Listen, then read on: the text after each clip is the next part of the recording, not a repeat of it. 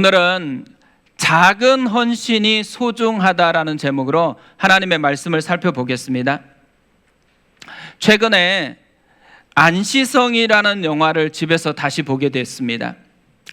안시성은 양만춘 장군이 고구려를 침공한 당태종의 군대를 막아낸 역사를 영화화한 것입니다. 이때 당태종의 군대가 20만 명 정도 되고 고구려군은 5천 명이었다고 합니다. 당태종이 여러 가지 방식으로 공격을 하는데 번번이 실패를 합니다. 마지막 공격이 안시성 주위에 토성을 쌓는 것이었습니다. 안시성에서도 이 토성에 대한 대비를 하게 되어집니다. 토성의 지하 땅굴을 파서 그곳에 기둥에다가 기름을 바르고 불을 붙여가지고 토성을 무너뜨릴 전략을 짜서 준비를 합니다. 토성이 완공이 되었을 때 땅굴도 완공이 되어집니다. 그런데 그날 밤에 비가 내리는 것입니다. 당나라 군대가 공격하라고 하는데 땅굴에 나무에 불을 붙였는데 불이 붙지 않는 것입니다.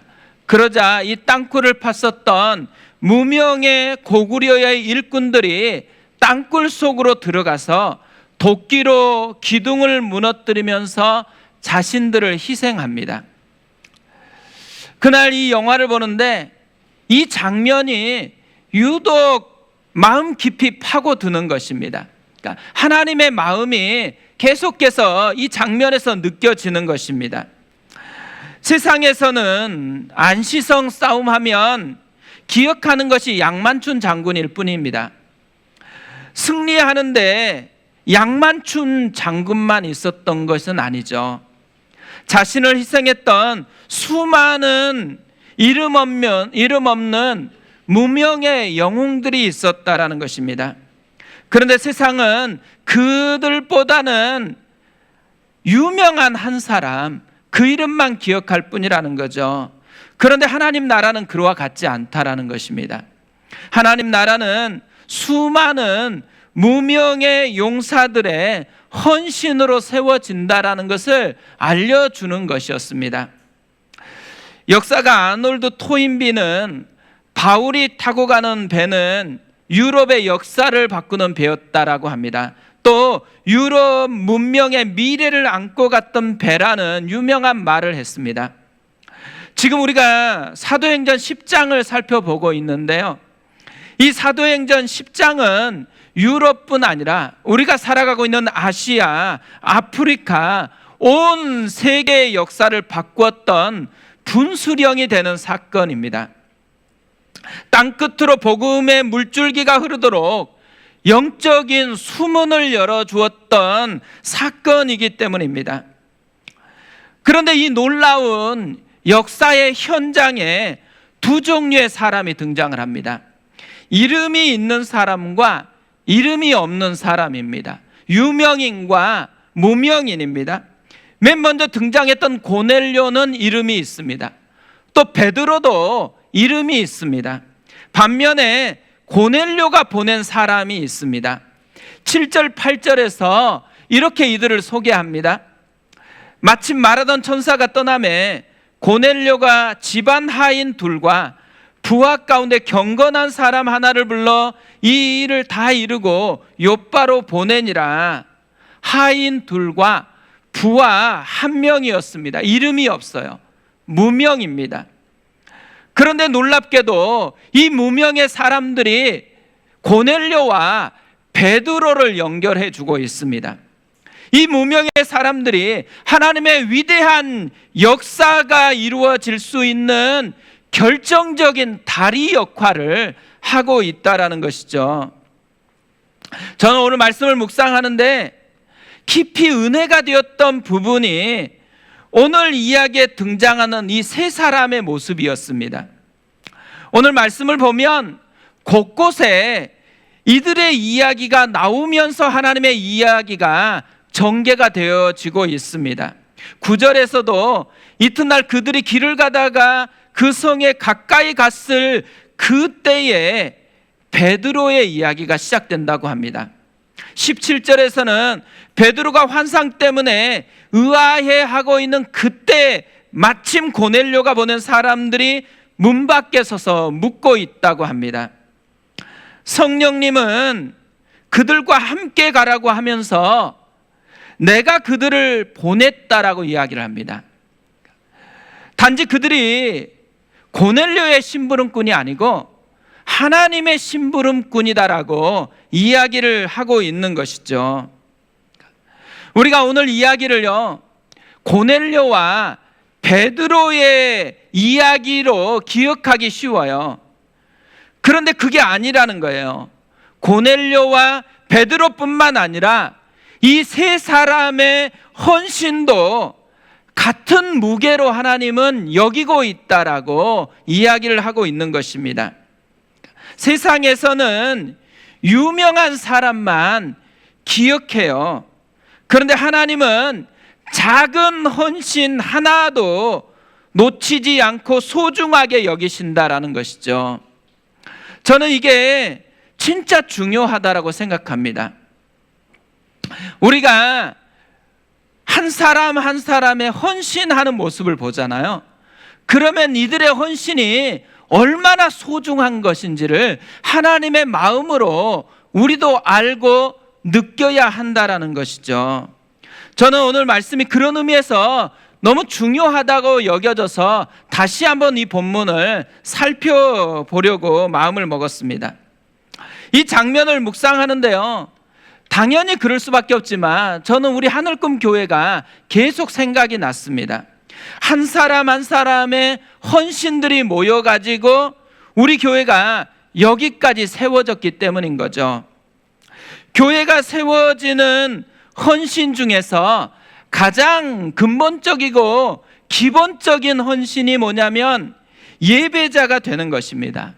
어떤 분은 예배를 드릴 때마다 눈물이 나고 또 감동이 된대요. 마치 말씀이 자기에게 꼭 하는 말씀 같다라고 들려진다라고 그렇게 고백합니다. 그런데 또 어떤 분은요, 졸린대요. 특히 다 설교할 때 졸린다고 합니다. 그런데도 예배 자리를 지켜주는 거예요. 저는 이게 엄청난 헌신이라는 생각이 들었습니다. 이 헌신이요, 생각보다 고맙더라고요. 지금 다음 세대 여름 사역이 진행되고 있습니다. 이제는 제법 많은 교사들이 헌신을 해서 한 사람 한 사람 아이들을 세워가고 섬기고 있어요. 이 모습만 봐도 정말 감사한 마음이 있습니다. 주일 비가 오든지 눈이 오든지 또 이렇게 엄청난 땡볕이든지 상관없이 주차로 섬기는 분들이 있어요. 또 곳곳에서 세팅을 하고 안내를 하고 방송으로 새가족 바나바로 또 장식으로 성례로 중보기도로 많은 곳에서 섬기고 있습니다. 사실 우리 교회가 출발할 때 힘들었던 것 중에 하나가 찬양팀이 세워지는 것이었습니다. 반주자도 없고 싱어도 없이 출발을 했는데 그래도 지금은 어느 정도 갖춰가고 있는 것을 보게 되어집니다. 지난주에 이제까지 반주로 섬겨주었던 자매님이 어머님을 섬기기 위해서 반주를 내려놓았습니다. 그래서 전공자도 아니고 마치 반주 거의 초보 수준이거든요. 근데 열심히 연습을 해가지고 반주를 대신했어요. 그러다 보니까 지난주에 잘 맞지 않아가지고 굉장히 힘들었다라는 얘기를 들었습니다. 그리고 어제 오후에는 또 나와가지고 찬양팀이 연습을 따로 했습니다. 대형 교회 찬양팀은요, 굉장히 실력이 뛰어납니다. 그래서 들으면 그냥 은혜가 되는 경우가 많아요. 그런데 그 실력이 뛰어난 찬양팀보다도요, 저는 우리 교회 찬양팀 자체에서 훨씬 더 깊은 은혜를 받습니다. 실력보다도요, 더 중요한 헌신이 그들에게 보이기 때문에 그렇습니다. 우리 교회도 시간이 흘러가면 나중에는 실력이 늘어날 거예요. 그래서 다 잘 부르고 또 잘 진행이 될 거라고 생각합니다. 이때만 누릴 수 있는, 그래서 은혜가 있다라는 생각이 들었습니다. 이때 찬양팀을 보면서 누릴 수 있는 은혜, 불협화음의 은혜, 그러니까 좀 틀리고 그런 은혜를 지금 누릴 수 있다라는 거죠. 사람들이요, 잘하면은 은혜가 안 느껴져요. 실력이 느껴지죠. 그리고 잘하느냐 못하느냐에 관심이 많습니다. 그런데요, 못하는데도 열심히 해요. 정말 마음이 느껴지거든요. 그러니까 사실 잘하는 사람이 와서 하면 얼마나 좋아요. 그런데 부족한 거 알아요. 그럼에도 불구하고 마음을 담아서 헌신하고 있는 예배 현장이 오늘 우리가 드리는 예배 현장입니다. 다음 주부터 이렇게 찬양할 때요, 그냥 맹숭맹숭하게 찬양하지 마세요. 온 마음을 담아서 지금 긴장하면서 반주하고 막 마음을 쏟아서 하는 찬양의 시간, 그 시간이 우리 예배 시간이거든요. 그러니까 어떤 면에서는 세련된 교회, 저도 엄청 세련된 교회에서 그렇게 사역을 했잖아요. 그때는 전혀 느끼지 못했던 놀라운 은혜가 우리가 드리는 예배 현장이라는 거죠. 그것을 좀 맛보면 좋겠다는 생각이 참 많이 드는 거예요. 한 사람 한 사람이, 저만 그런 게 아니고 한 사람 한 사람이 볼 때마다 은혜를 맛보는, 헌신의 이 숨겨진 비밀을 좀 맛보는 그런 예배 되었으면 좋겠다라는 생각이 참 많이 드는 거예요. 그러면서 우리가 좀 많이 축복했으면 좋겠다라는 생각이 많이 들었습니다. 그래서 우리가 좀 축복하려 그래요. 이때까지 헌신하고 있는 분들을 좀 축복했으면 좋겠는데요, 제가 하나씩 얘기할 때마다 마음을 담은 박수로 좀 축복했으면 좋겠습니다. 특별히 이렇게 불협화음이 있는데도 불구하고 헌신하는 우리 찬양팀을 위해서 우리 박수로 한번 축복하겠습니다.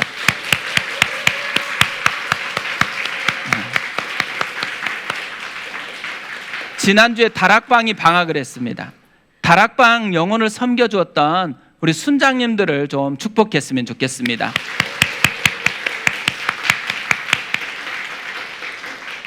그리고 사실 교사로 섬기는 게 쉬운 것 아닙니다. 우리 자녀도 우리 컨트롤하기 힘든데 너의 자녀 이렇게 세워가는 게요, 쉬운 게 아니에요. 지금도 열심히 이렇게 헌신하고 있는 교사들을 위해서 우리 박수로 한번 축복하겠습니다. 그리고 예배가 이렇게 자연스럽게 진행되는 데는요, 예배 팀들이 섬기는 영역이 있기 때문에 그렇죠. 안내나 주차나 방송이나 모든 섬기는 예배 팀을 위해서 우리 한번 박수로 축복하겠습니다. 그리고 마지막으로요, 옆에 있는 분을 축복했으면 좋겠어요. 예배자가 되어준다라는 게 사실 굉장히 중요한 거거든요.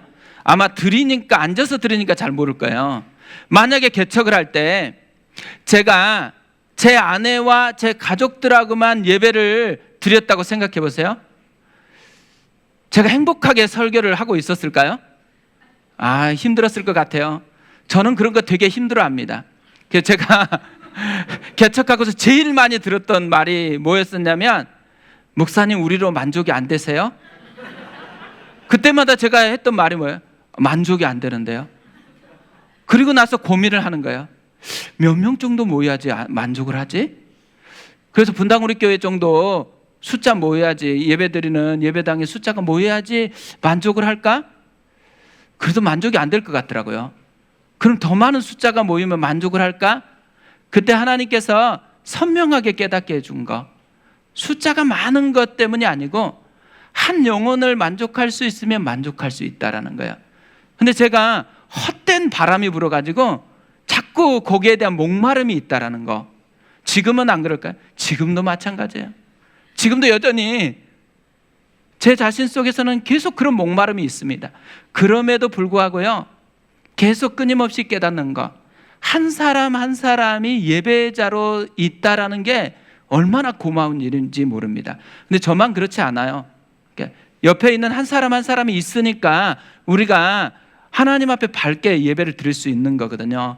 그래서 이 시간에 옆에 있는 한 분 한 분을 좀 축복했으면 좋겠습니다. 우리 박수로 한번 축복하겠습니다.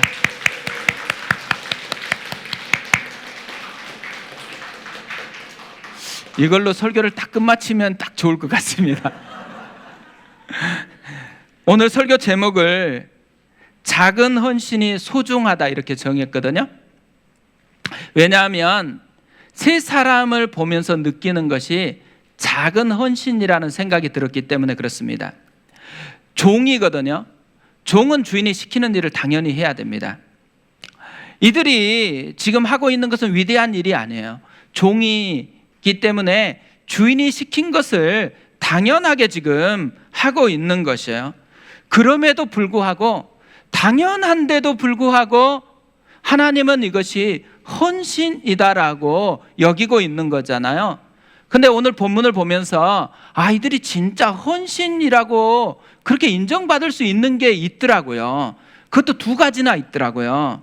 오늘 그걸 좀 살펴보려고 하는데요. 이들이 헌신이라고 할 수 있었던 가장 중요한 이유가 뭐냐면 마음을 담아서 하고 있기 때문이라는 거예요. 첫 번째, 마음을 담고 있는 것을 보여주는 게 뭐냐면 이들의 시간 사용하는 것입니다. 고넬료가 환상을 보았던 시간은 9시라고 했어요. 오후 3시 정도입니다.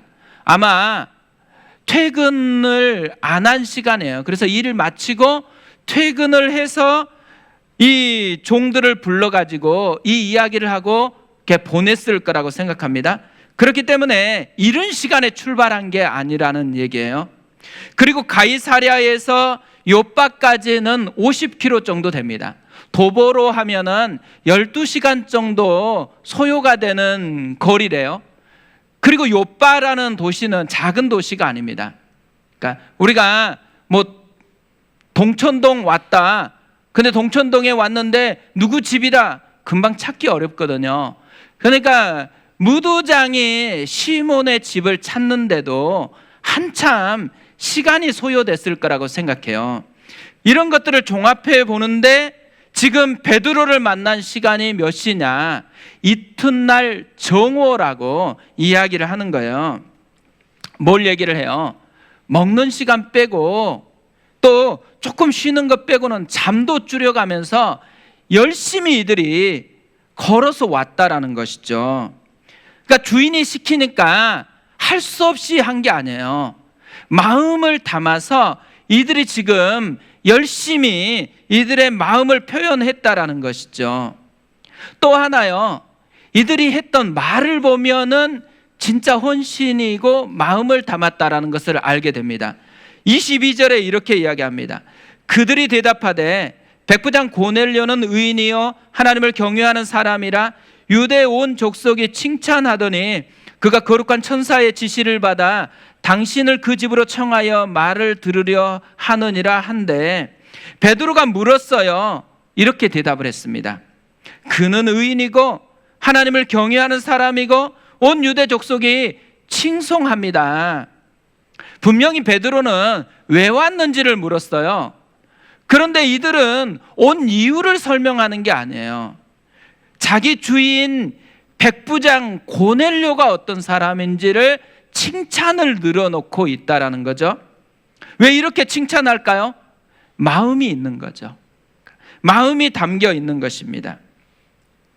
예전에 교회에서 사역할 때 저는 청년부를 주로 섬겼거든요. 근데 저녁 예배 시간이 됐는데 반주자가 갑자기 일이 있다고 가버렸어요. 그러니까 이제 반주자를 급하게 찾아야 되는데 주로 보니까 청년 자매를 반주자로 이렇게 불러가지고 일을 시켰더라고요. 그래서 저한테 이제 명령이 떨어졌어요. 그 청년 찾아가지고 빨리 반주시키라고. 어떻게 해요? 제가 여러 가지 이제 찾아서 이 자매를 만났어요. 그래서 좀 반주를 좀 부탁을 했더니만 이 자매가 이제까지 쌓아두었던 불만을 쏟아내는 거예요. 요지는 이래요. 자기도 청년들하고 좀 놀고 싶다라는 거예요. 자기 5분 대기조도 아니고 무슨 일만 생기면 자기를 부른다라는 거예요. 그러면서 자기가 만만하다는 거예요. 어떻게 해요? 근데 그래서 이 친구에게 나 좀 살려달라고 부탁하고 그래서 반주를 했어요. 근데 이 친구가 말했었던 이 충격이 가시지를 않는 거예요. 이 친구가 지금 하나님을 예배하는 섬김을 하는 거예요. 그러니까 정말 영광스러운 일에 쓰임 받는 거거든요. 근데 이 친구는 하나님의 임재나 하나님의 영광은 전혀 누리지를 못해요. 불만만, 지금 짜증만 가득 차서 그것밖에는 누리지 못하고 있는 거예요. 근데 이게 너무 안타까운 거예요. 그리고 얘가 지금 내가 섬길 영혼이에요. 그냥 너무너무 마음이 힘든 거예요. 지금 이 세 사람의 상황을 한번 생각해 보세요. 사실 이 청년하고 별반 차이가 없습니다. 열심히 일하고 퇴근했어요. 근데 갑자기 주인이 부르더니만 야근을 시키는 거예요. 그것도 철야를 하라고 시키는 것이잖아요. 그러니까 불평불만을 쏟아낼 수밖에 없는 상황인데도 불구하고 이들은 지금 자기 주인을 칭찬하고 있다라는 것이죠. 차이가 뭘까요? 이 청년과 이 세 사람의 차이. 저는 오늘 말씀을 묵상하면서 이게 제일 궁금하더라고요. 왜 이렇게 같은 현상일 것 같은데 다르게 살아가는 걸까? 왜 다른 걸 누리는 걸까? 이게 자꾸만 묵상이 되는 거예요. 그러다가 문득 저울이 떠올랐습니다. 저울은 무게가 무거운 쪽으로 기울여가면서 움직이게 되어 있어요. 마음이라는 저울도요, 무거운 쪽으로 움직이게 되어 있다라는 거예요. 그러니까 더 충만한 것으로 움직이게 되어 있다라는 거죠.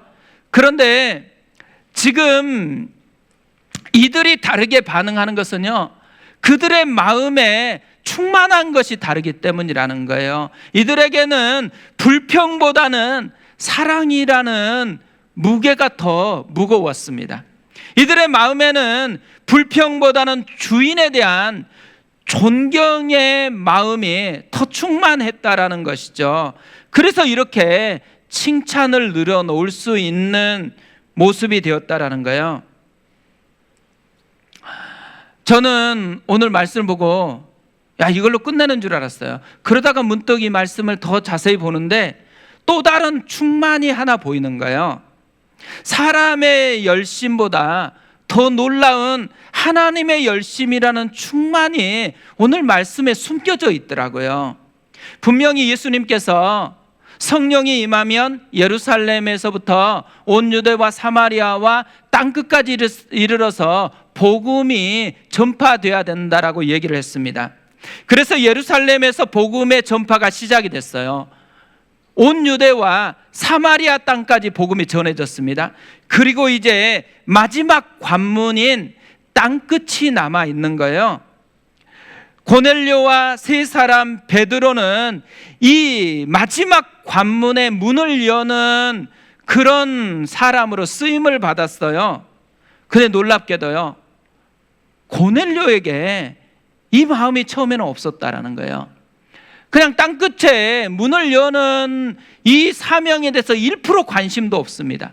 세 사람도요, 주인이 시켜서 하는 것이지 이 땅끝에 가서 복음을 전해야 된다는 사명은 없어요.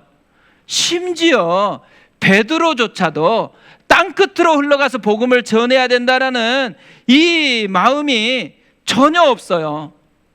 그런데 놀랍게 이 일이 일어나고 있는 거예요. 왜 그래요? 하나님의 마음에 이 마음이 충만하기 때문이라는 거죠. 그래서 하나님께서 고넬료를 설득해요. 하나님께서 베드로를 설득을 했습니다. 뿐만 아니라 오늘 말씀을 보면 고넬료가 세 사람을 보냈거든요. 그런데 이 세 사람에 대해서 하나님께서 이렇게 말씀하시는 거예요. 20절에 이렇게 되어 있습니다. 일어나 내려가 의심하지 말고 함께 가라. 내가 그들을 보내었느니라 하시니 어떻게 얘기해요? 고넬료가 보내서 이 세 사람이 갔는데 고넬료가 아니고 내가 보냈다라고 그렇게 하나님께서 말씀하는 거예요.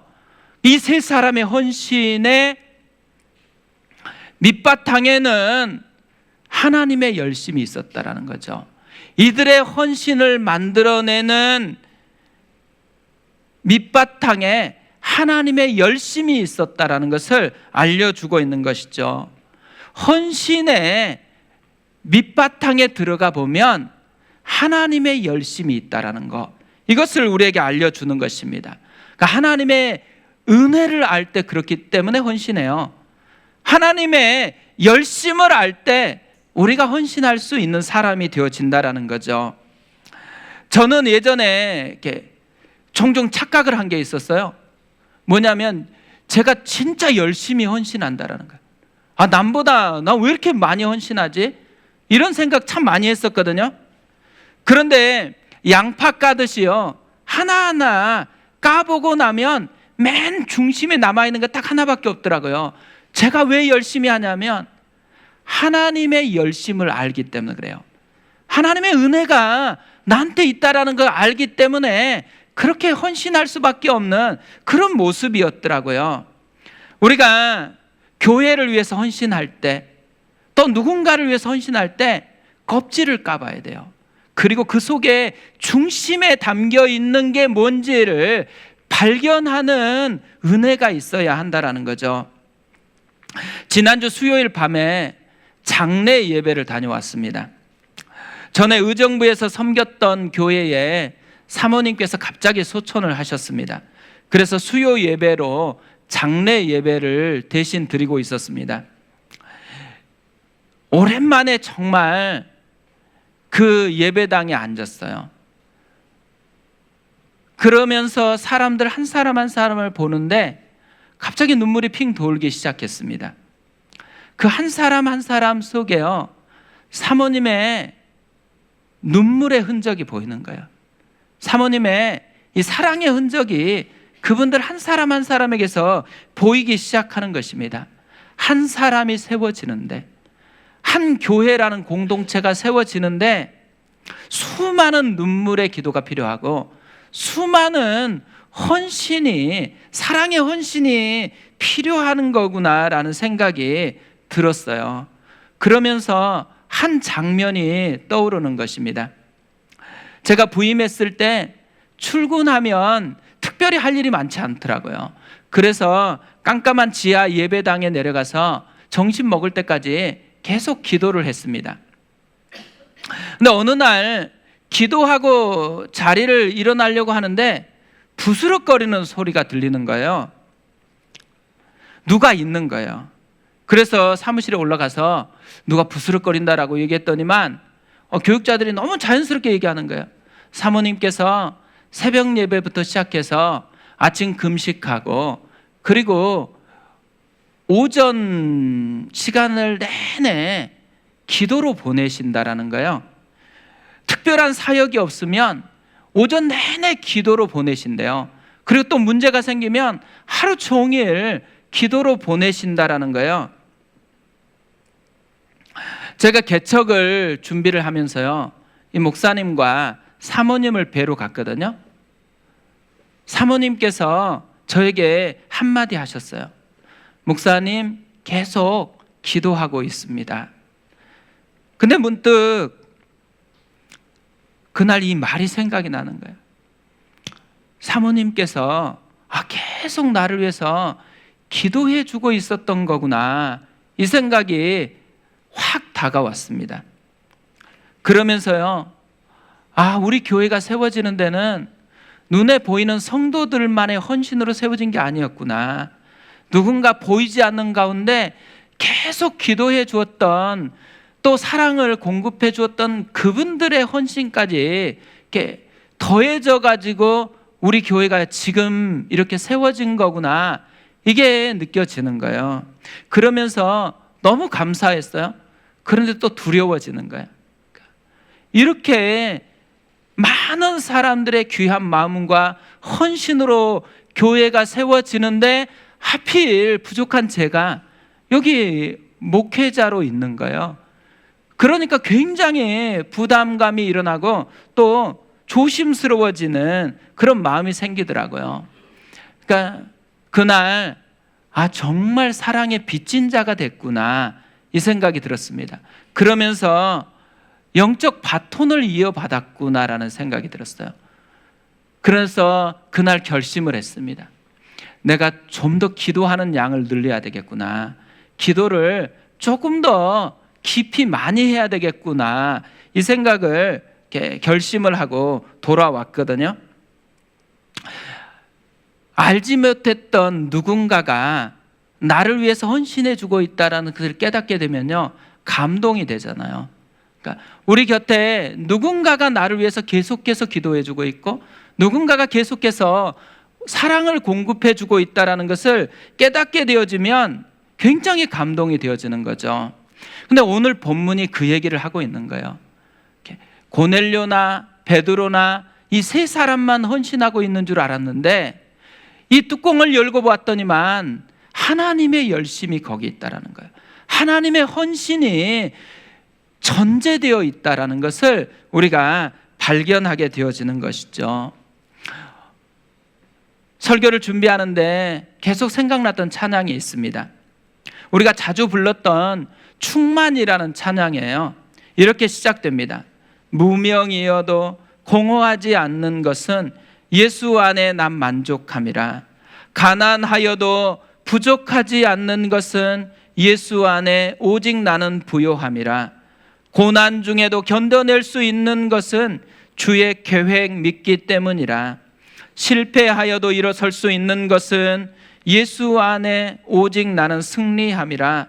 또 이렇게 고백을 해요. 내 몸이 약해도 낙심하지 않는 것은 예수 안에 난 완전함이라.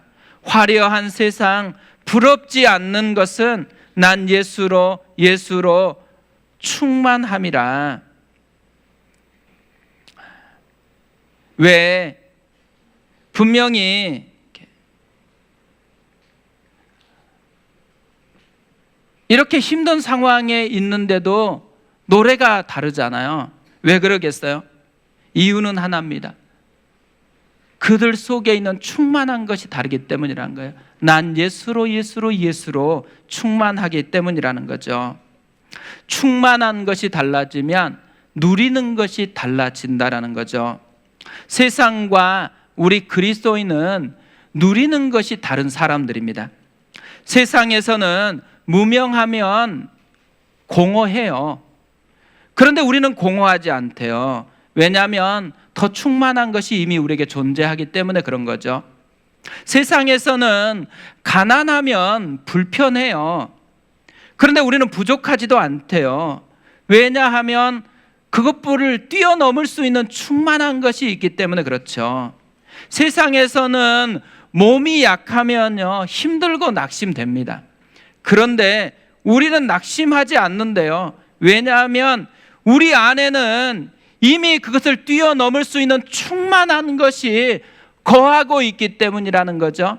그것이 예수로 충만하네입니다. 이번 한 주간 우리 안에 충만한 것이 다르다라는 것을 깨닫는 한 주간 되어졌으면 좋겠고요. 우리 안에 충만케 하시는 주의 은혜를 맛보는 한 주간 되어졌으면 좋겠습니다. 우리 그 마음을 가지고 찬양하겠습니다.